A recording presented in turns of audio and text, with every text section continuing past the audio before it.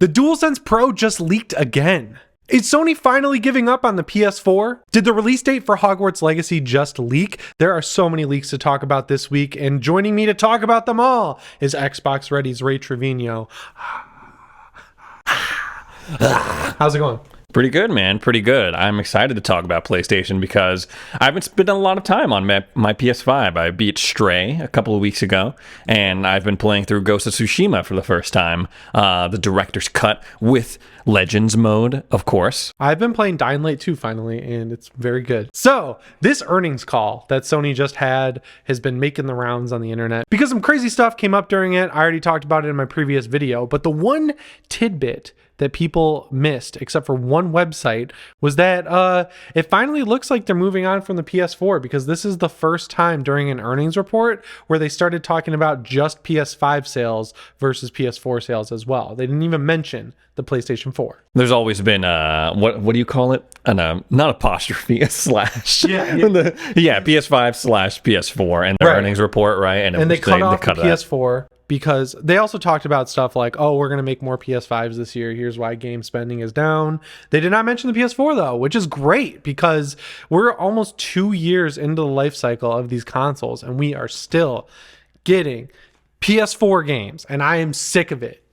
Yeah, I mean, they've kind of handled this strangely, right? Because I feel like they've been back and forth on this for a while. Weren't we just talking about Sony's strategy? Part of it was, to meet demand of these PlayStation 5s, they couldn't get them out in time. They couldn't meet the demand to just make more PlayStation 4s so people could still play the game, like Forbidden West and Ragnarok and things like that. That was last year. They talked about that. They were like, this is why Horizon. Well, Horizon always was a PS4 game. That was supposed to be out a couple years ago on PS4 before the PS5 even came out. But then they just, pushed it a little bit and polished it up, made it a PS5 game. Gran Turismo 7 was the one where they were like, there aren't enough PS5s out there. I think we're going to port this over to PS4, even though it started on PS5. And there we got it on both. But yeah, in the future, it looks like the last big game from Sony that's going to be on both consoles is God of War Ragnarok. God of War Ragnarok? Yeah. Well, we got that on Xbox too. Honey, we have God of War at home. The God of War at home. Son of Zeus Kratos kid or something. It's like some stupid, dumb, like grammatically incorrect way to say son of Zeus or whatever the hell it is. But yeah, it's hilarious. Yeah, kind of an interesting swan song, if you will, for the PS4. Because, I mean, God of War, the freaking it was essentially a soft reboot. New gods, new country, new mythology to work through. It really blew up during that PS4 generation. I feel like it got like a new respect. God of War was on this level where it was like they were good games, but they were regarded as like, violent hack and slash. There's like crazy quick time animations and stuff. God of War 4, it took it to the next level. Like, this is art, but we still have like all the crazy kill animations and stuff. Yeah, like when you rip the werewolves in half. Oh my god. That my wife did not like watching me play that game because it was just Kratos grunting all the time, like ripping the freaking wolf in half. But yeah, like we're already kind of seeing this with games that were starting production after God of War Ragnarok, like The Last of Us Part 1. That's a PS5 only game, and I think that's going to be the signifier of things to come. And seeing this earnings call where they basically confirm that, yeah, we're done with the PS4, that basically just says to me, yep, we're moving on. We're going to make PS5 games from now on. I hope that the third parties get on board with that pretty quick. The issue is the Series S is there, and I feel like if they're making a Series S version, it's not that hard to also make a PS4 version of a game. Yeah, I mean, you also have to keep in mind that there are still hundreds of millions of PS4s out there that I feel like that would be hard for a third-party developer to ignore. Yeah, and I see what Sony's doing here. They got to rely on these developers to make games that make the PS5 worth it, but then on their side of the fence, they got to make sure that the PS5 is available to be purchased. That was another big portion of the earnings call, though, that they're going to make the PS5 more available. So it's really on Sony. Yeah, they're going to, I think I remember reading that they were going to ramp up production this holiday season for try to get more units out there, try to get more. I do think it's time. I really want to see these next-gen only games and what this hardware behind us can do. Not this hardware specifically, because that's an Xbox mini fridge, but these next-gen systems, what are they capable of? If you want a cool new upgrade for your PS5, check out all the links in the description. I've got new SSDs, controllers, monitors, all the new in-zone accessories, pretty much anything you need for your PS5. Next up, let's talk about another Warner Brothers game that may or may not be delayed or canceled. We don't know at the time of shooting this. Hogwarts Legacy. So this one has had a little bit of a tumultuous? Yeah, there you go. Tumultuous? Whatever. Tumultuous. This one's had a rocky game development. So people are wondering when it's going to come out, because here we are, we're in August now. They said by the end of the year, and we have heard nothing about this game. But the release date might have just leaked thanks to an art book. The good old art book, man. Yep. Sometimes it reveals too much. December 31st is like a placeholder date that every game will use if they're coming out in that fiscal year, but don't have an actual date. And yes, Hagrid's birthday, December 6th, is apparently the release date of Hogwarts Legacy. I'm excited for this. Are you excited? I'm excited for it as well. I mean, do you think this game... Day one pickup? I don't know about day one, but I know... some of my friends are really interested in it, and they keep asking me when's that Harry Potter game coming out, because they know I run a YouTube channel about video games, so they think I have all the insider scoops. I'm like, I don't know. We literally haven't heard anything about this. Yeah, I don't know. I think it'll be cool. It just kind of is giving me the same vibes as the KOTOR remake, where it's like a full ground up remake of KOTOR with action combat reminiscent of Jedi Fallen Order. It sounds great. And then it's like, who's working on it? The people who made Evil Dead the game, which is a multiplayer game, and World War Z, which is a multiplayer game, and the guys who ported KOTOR 2 to the Switch, and you can't beat it. But do you think Sony would spend so much time trying to promote this? I don't think they really care, because they got what they wanted, kind of, right? Like, they announced the game as like a game that's coming to PS5 exclusively. Do you think they would go through the trouble of promoting this game and saying, hey, like, check out our state of play where we dedicate a whole thing to just gameplay on this, if they knew it was going to be a bad product? Yeah, because I think the IP is there, right? Like, they just want that Harry Potter IP. They want to say we've got an exclusive, or at least like make people think they have an exclusive Harry Potter game, even if it is coming to Xbox and Switch. Yeah, and Switch. Yeah, we'll see how that runs. That's another red flag for me, that it's coming to Switch. What's going on with this? Like, it just feels like it lacks focus to me, personally. I feel like they're just cashing in on the IP a little bit.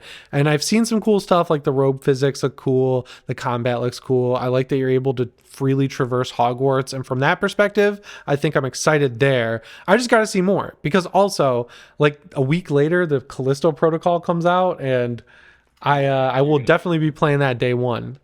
Well, I mean, they have to release it sometime in the winter, right? That's a no-brainer, because they want to play on people's nostalgia for the holidays. Yeah. Hogsmeade, that's like a very snowy play. I feel like it plays on feelings of winter, cozy vibes. I don't know. Yeah, and like ABC Family shows all the movies around Thanksgiving and Christmas every year, like in order. I see what you're saying. Yeah, I feel like they got to release it, if not in November, December, January, February, like the first 2 months of 2023. I think they'll push it out. If it's like 75% done and we're approaching December 6th, you're getting that game 75% done. And then you need Harry Potter for that holiday window. And then a week later, they're like, just kidding. Here's a big ass patch. What's up? Yeah, try 6 months, but yeah. So December 6th is probably the date. I would guess that fall showcase that Sony likes to do, they've done it 2 years in a row now. That's probably where we'll get that official release date, I would guess. Well, when Hogwarts Legacy comes out on December 6th, it looks like we're going to have a new controller to play it with, because Sony is still going rampant with these patents for DualSense Pro features. And this new one is hydraulic powered stick clicking. That sounds like something out of Pimp My Ride. Yo, you know, we know that you love your analog sticks. How about we put some hydraulics in that? Listen, I'm really high on the DualSense right now. Like I said earlier in the video, I played Stray, which I thought utilized it very well when you're scratching the little carpet and the adaptive triggers. It feels like so satisfying. And I'm playing through Ghost of Tsushima right now, and it's so helpful because it vibrates. So when I'm wearing a specific outfit, and I'm near an artifact of some sort, or a Mongol record or something like that. And when I'm drawing the bow, the adaptive trigger, like you can feel the pressure of drawing the bowstring as well. So you put hydraulics into these sticks. Yeah. What's the end game there? So What I is guess the it's feature? like it's fluid inside the sticks that reacts differently to force. So if you push harder, it gets tighter. If you click looser, it stays liquidy. Yeah, I guess this is kind of the final frontier for controllers, I guess, in a way, because the way it's always been for, not always, but for a while, it's, you can click in the stick or you can not. And that is it. There's no there's no in between, no nothing. So yeah, having different levels to your analog stick clicks, that's a very interesting concept. Another idea I have, game developers, send me a check, is in like every game now, there's like a survivor sense where it's like you click the stick and then you can highlights everything around you. Yeah. It'd be cool if like that alerted enemies, like if the circle got big enough, right? So if you tap it, it shows you everything within like a 3-foot radius, but if you slam it, it'll show you like the whole room, but you could alert more enemies. Yeah, this DualSense Pro, we've heard so many rumors about this. We've also just started hearing rumors about the Elite Series 3. I would really like it if Sony announced this before the Elite Series 3. Do you think this is going to be exclusive feature to the Pro version of the DualSense? Yeah. Or do you think they'll do a V2 of the DualSense and then a separate Pro version? Oh, you're thinking like when the PS5 Pro comes out, maybe they do a revamped DualSense? Yeah. That'd be pretty cool. We've seen stuff like that in the past. Like every time they release a new Xbox console, they slightly redesign the controller a little bit and to make it better. Like the Xbox One controller from launch to where it ended, the like latest version of it was so good compared to the launch one. Yeah, and it happened with the PS3 as well. Like the DualShock was not available at launch because they couldn't get the licensing on the DualShock name, so they had to take all the rumble out, and they released a DualShock looking controller with the PlayStation 3 called the 6-axis, which is a palindrome. And then when they came out with the Slim, they came out with the DualShock 3. Like they were able to get that license back, and you got the rumble, and the controller was better. So it's happened before. So this hydraulic could definitely show up there. And since they're patenting it now, that actually would make more sense than it showing up in the Pro. But with like this Pro, I just want a DualSense that has adjustable parts, like, like a taller stick, heavier weights you can put in the controller, maybe fixed back paddles that aren't magnetic, different colors, just, a little bit more durability. The thing on everyone's mind when it comes to a Pro controller is what's on the back of this thing, right? Yeah. What's on the back of this thing? What do the paddles look like? How easy are they to remap? And what's that interface going to look like? If it's just the one from the DualShock 4, I think we're in good hands there because that was awesome. Another thing, how much is this thing going to freaking cost? Yeah, I bet 150, just double the price, for all these extra features. For a Pro? Yeah. You think? I don't think it's going to be like over 200 like the Xbox one. Yeah, that's what I'm thinking of. That's It's like I'm overpriced. thinking of the Xbox. I'm thinking of the Scuff, which is like crazy, crazy price. Because look at how they price the in-zone stuff. That's not cheap that's either. true. It's like these accessories ain't cheap. Well, extremely overpriced. They're probably going to come out with whatever this DualSense Pro controller is probably going to be like $300. Oh like if we go off of that. Yeah, or they'll make an in-zone version of it, like the in-zone C1 or C9, C7, C3, C9, or whatever they name it. Because they just like did H series for the headset, M series for the monitor. They'll do the in-zone controller. It'll be a DualSense that's $300 and has one speaker from a WX1000 Mark IV headset inside of it right there, and then the microphone from their headset. Right. Do you think they're going to have a version that ties into the end? They have to, right? Like if It's you a come different out with, division. It's like so Sony is the parent company, and then there's a tree. Like one tree is PlayStation and one tree is InZone. So like InZone gets access to the design of the PS5, but they don't work with PlayStation. Okay. Which is weird. You'd think that PlayStation, they would just like make this brand under PlayStation. Yeah, I don't. I mean, PlayStation on PC. Say like this is great for your PS5, your PC. You're good to go. We'll make a keyboard too. I will admit, I mean, the DualSense controller for what it is reasonably priced. Yes. Considering Xbox controllers aren't that much They're cheaper. the same price, right? Yeah, they're like $70, I want to say, or they like don't even have 65 haptic maybe. And they don't feedback. have the haptic, they don't have the adaptive triggers, they don't have the little pad where you can swipe around and do all sorts of whatever with, depending on the game. So yeah, I mean, thinking about it from that point, DualSense reasonably priced for what they pack into it. I would assume that whatever new controller they come out with, they'll pack it with features, but it'll be reasonably priced. Or it'll be crazy. There's no in between. But I think it'll be out this year, just like the Elite Series 3.